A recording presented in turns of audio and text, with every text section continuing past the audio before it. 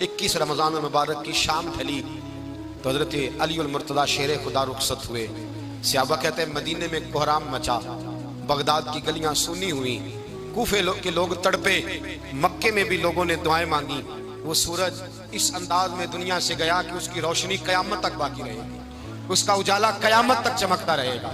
हजरत अली का नाम आज खुददारी की अलामत है, हजरत अली का नाम ईमान की अलामत है। मौला अली के नाम का नारा लगता है तो सीनों में खून दौड़ता है, ताकतें बेदार होती हैं, रूहें बेदार होती हैं। हजरत अली कसरत से नमाज पढ़ते, कसरत से रोजे रखते, कसरत से इबादत करते। हज तो इतना महबूब था, हर साल हज करने जाते, हर साल हज करते। हजरत मौला अली शेर खुदा रदी अल्लाह तआला अन्हु का आलम ये था कि बावजूद गुर्बत के, बावजूद गरीबी के, घर में कोई शय, और ये जानबूझ के गुर्बत इख्तियार की थी वरना तो मालिक थे कौन है, बावजूद फकरे इख्तियारी के हजरत अली रदी अल्लाह तआला अन्हु के दरवाजे से खाली कोई नहीं जाता था।